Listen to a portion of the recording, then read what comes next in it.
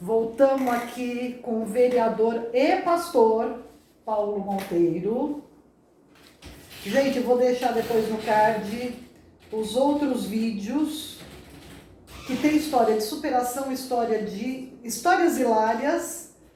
Mas eu queria falar um pouquinho... Quer parar um pouquinho que ela acha que eu quero pegar ali? Para aí. Eu tenho que buscar lá, eu tenho que pegar a bolsa. Só para o vídeo Não aí, tem começa de novo. problema, não tem problema. É que faz barulho. A gente tá em casa, aqui a gente tá em casa, para mostrar que isso daqui é real. Não é? Então tá bom, vambora. Vambora. Como eu fui comerciante muitos anos aqui na Praia Grande, hoje eu dou consultoria para o pessoal que quer abrir floricultura. Confesso que eu tive algumas dificuldades na época que eu era comerciante, porque eu não sabia como pedir ajuda. Então, vamos falar do comércio em si. Não vou lembrar agora alguma situação. Vamos dizer que a Sabesp abriu um buraco na porta da minha floricultura. E aquilo ficou durante dias. Eu reclamei, fui na ouvidoria e nada resolveu. Um caso desse, eu posso pedir ajuda para um vereador? Como que funciona? O comerciante, como ele pode ter um respaldo de um vereador da cidade? Em que situações? Todas as situações, porque Tá. como eu disse, o vereador é o órgão fiscalizador do povo, ele representa o povo. Tá, Então o poder emana do povo, o povo que manda. Pronto. tá. Qualquer situação. E quando eu digo qualquer situação, é qualquer situação mesmo. Porém, existem trâmites que tem que ser feito, protocolos a ser seguido, sem a quebra da lei. Certo. Porque quando nós estamos no ofício, nós temos que fazer o que está dentro da lei. Diferente do munícipe. O munícipe ele não precisa seguir a lei. Quando eu digo não precisa seguir a lei, lógico, todos nós temos uma lei para obedecer. Mas quando eu digo não precisa seguir uma lei, é que ele não é que ele vai infringir a lei. Entenda, por favor. Eu sou munícipe, eu sou uma pessoa civil comum e eu não preciso seguir a lei e vou infringir a lei. Não é isso. Mas quem está no ofício de vereador, prefeito, governador, deputado, ele só pode fazer o que está na lei. Tá. O que está fora da lei ele não pode fazer. Mesmo que a lei não menciona, então ele não pode fazer. Porque ele tem que fazer o que está na lei. Na lei. Ah, entendi. E aí onde muitas pessoas não entendem por que a gente só pode fazer até aqui. E algumas coisas, às vezes, que a gente só pode fazer até aqui, outras a gente até aciona e pede ajuda do Ministério Público. Por quê? Foge totalmente daquele consenso de lei. Ou quando não se há o cumprimento da lei. Me fiz entender ou embolei as coisas todas? Sim. Deixa eu tentar resumir do que eu entendi. Eu vou te procurar no caso dessa situação hipotética que eu falei. Eu vou procurar, olha, a Sabesp foi lá, tá, você já falou com ele, já teve... Você vai analisar se isso daí está dentro da lei, que se você pode tomar uma atitude em relação a essa empresa de água, é isso? Não, tomar atitude nós vamos, Tá. mas dentro da lei. Exemplo, tá lá o buraco. Quem fez o buraco? Foi a Sabesp ou o buraco surgiu por conta de um vazamento? Tá. Surgiu por conta de um vazamento. Então, protocolamente, não sei se essa palavra existe, mas estou criando, Tá. o munícipe ele vai ligar para a Sabesp e abrir um protocolo. Olha, tem um vazamento de água na minha porta. Entendi. Esse é o protocolo, Entendi. esse é o trâmite. Tá. Então, peraí, até esse pedaço. Eu te procuro, tem aquele buraco, você vai para ver se está dentro da lei. Calma aí. Ah, O buraco surgiu tá. por conta de um vazamento ou a Sabesp foi lá Fez. e fez o buraco. Tá, Então são duas situações diferentes. tá. Se a Sabesp ela foi lá e fez o buraco, obviamente que ali havia um problema, então ela foi lá para corrigir o problema. Tá. Então essa é coisinha de Sabesp mesmo. Tá. Já estou acostumado. Fala baixo. Ela vai lá, faz o buraco Tá. e não fecha o buraco. Consertou o vazamento, mas deixou um problema lá. Então, fica protocolado e protocolando Entendi. a coisa para frente, joga para um, joga para outro. Às vezes, muitas das vezes, você já deve ter ouvido isso. Você liga para a Sabesp, a Sabesp veio aqui, fez um conserto e não tapou o buraco. Não, quem tem que fechar isso aí é a prefeitura. Liga para a prefeitura, tá aqui. Não, quem tem que fechar isso aí é a Sabesp. Quem você tem que procurar? Chama o vereador. Nessa briga de quem vai fechar o buraco ou não, quem vai fazer isso acontecer legal, porque ele é o órgão fiscalizador do povo, aí sim você aciona o vereador, porque tem uma briga ali de instituições, de prefeitura com a Sabesp, e aí pronto.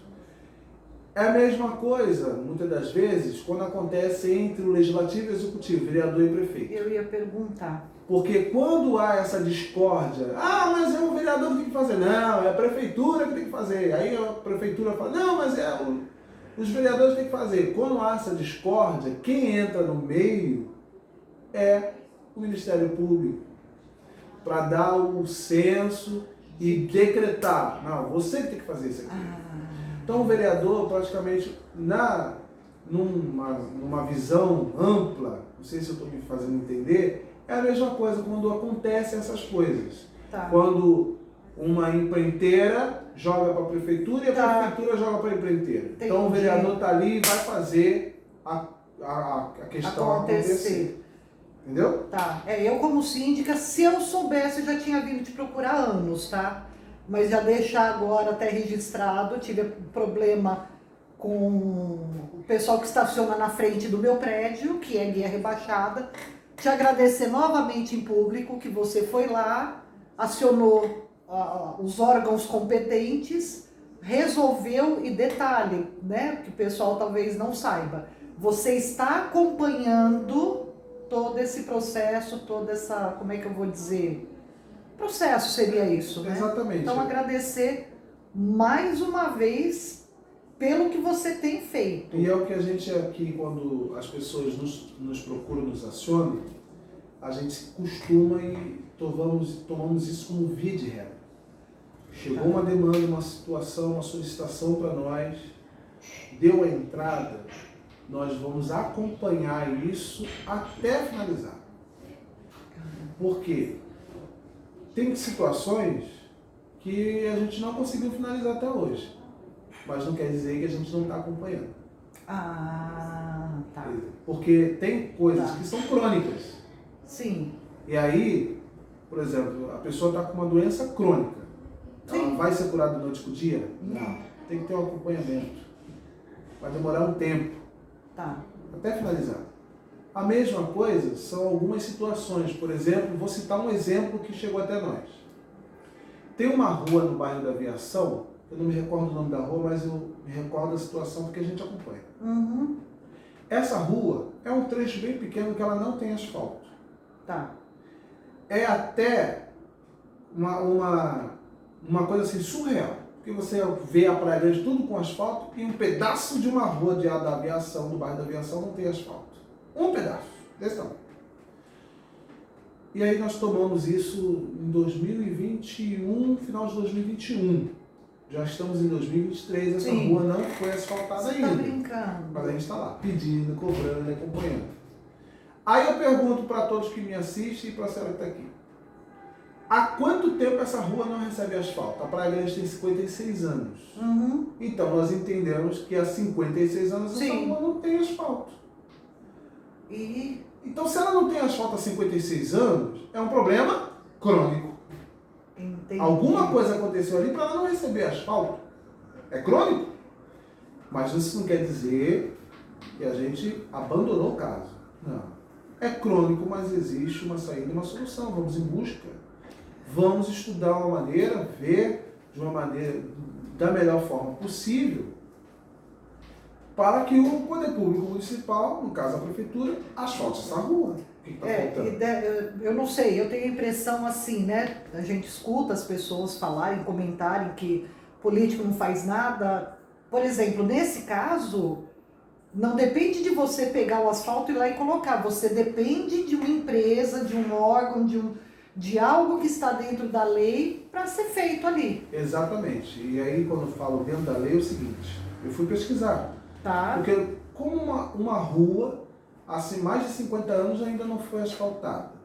Então fomos lá pesquisar. O que aconteceu? Na topografia da cidade, fizeram um pequeno desvio e colocaram casas onde de fato seria a rua. Então fizeram um pequeno desvio. As casas estão onde é a rua e aonde deveria ser a rua não tem asfalto. Perdão. As casas onde seria a rua e aonde deveria estar as casas é a rua. Então, na topografia, tá dizendo o seguinte, a rua passa aqui. Vou pegar um papel e caneta para dizer. Ó, é exatamente isso aqui, ó. Você tem uma rua que vem aqui e a rua para cá. Aí, exatamente isso Levanta. aqui. Tá. Vem aqui. Põe e um pouquinho mais. Isso, aqui. isso. Tá. Certo seria o seguinte: essa rua acompanhar para cá. Aqui seria o certo. Aqui seria o certo. A rua continuar. Certo. É um cruzamento. Exatamente. Né? Só que o que aconteceu?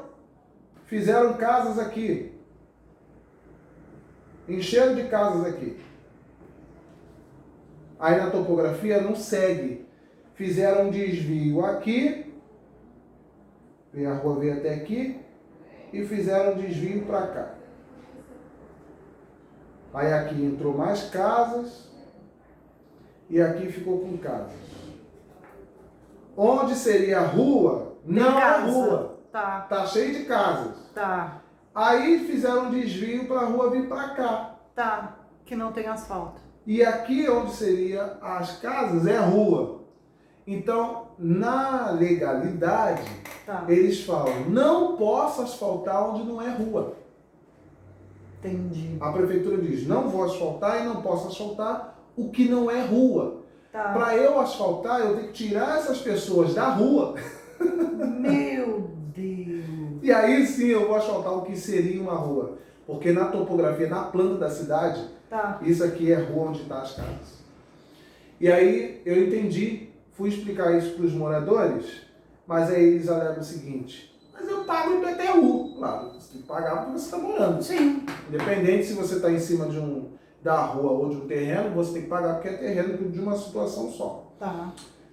Mas nós estamos lutando, brigando, para que, mesmo assim, agora não tem o que fazer, não tem como desapropriar as pessoas dali. A casa também não é móvel, né? Não. Seria fácil tirar ela do lugar, né? Mas é. Você vai te desapropriar as pessoas por conta de um pequeno trecho de rua? Não. É aquilo que eu aprendi lá atrás com o meu mentor. Ele dizia, o que começa errado vai terminar errado. Você não consegue corrigir. Então, já começou errado, agora deixa do jeito que está. No meu ponto de vista. Se me corrija se eu estiver errado. Nós começamos a falar do comércio. Algum caso de comércio, alguma coisa assim, talvez mais complicada que você participou, que você foi procurado para resolver? Que eu não consegui resolver justamente por conta de zoneamento. E aí cito um exemplo aqui no Canto do Forte. Uma pessoa me procurou e falou assim, eu quero abrir um comércio em tal rua no Canto de Forte. Aí eu falei para ela, você não pode abrir um comércio. Só para citar, para quem não conhece Praia Grande, Canto do Forte seria um bairro nobre, né? Isso. Tá.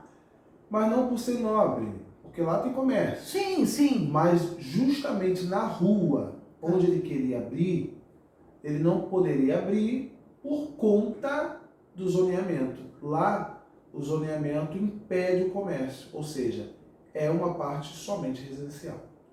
E aí onde as pessoas têm que se atentarem para a legalidade.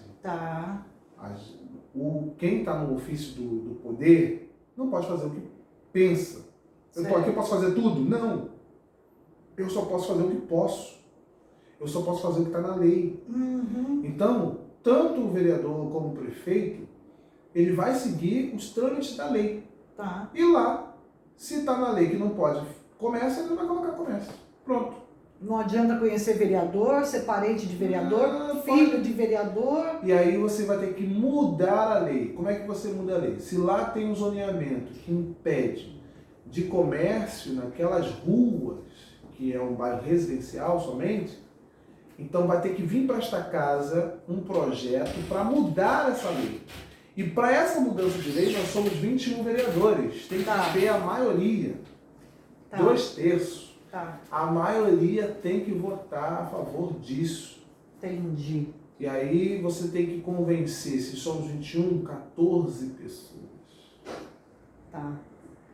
Tá. Aí vamos dizer que nesse bairro acabe acontecendo, hipoteticamente, acontece um abaixo-assinado pedindo para que aquela rua seja transformada em comércio. Eles podem trazer aqui para vocês lutarem para transformar essa rua em comércio, na votação. Sim, Tá. Aí é democracia, a democracia está funcionando. Tá. E se as pessoas daquela localidade, elas querem justamente o comércio no bairro, então elas vão pedir isso. Mas normalmente não é assim que funciona. É o contrário. Porque se a pessoa ela compra um bairro onde está, ela sabe, ela já se mudou para aquele lugar que sabe que não tem comércio, não vai ter bagunça, é um bairro totalmente residencial, ela quer tranquilidade, ela quer sossego. Então se ela for para ali, ela comprou o seu imóvel pensando no seguinte: aqui eu não vou ter problema, aqui eu vou ter sossego, por conta do zoneamento. A lei vai me guardar. Tá. Então as pessoas que foram para lá, elas querem isso. Sim. Então eu acredito que isso é quase impossível de acontecer. Tá. Já estou tomando muito teu tempo, mas eu quero encerrar com 2 perguntinhas. Qual que é seu maior defeito? Acreditar muito nas pessoas.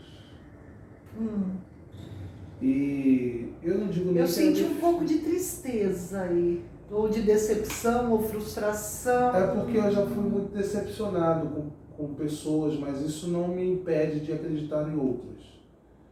Mas sim, já sofri bastante decepções. Tá. Porque quando a gente... E aí eu fico cada vez mais vulnerável a respeito disso. Quanto mais a gente tem mais conhecimento de pessoas, mais vulnerável a gente fica, né?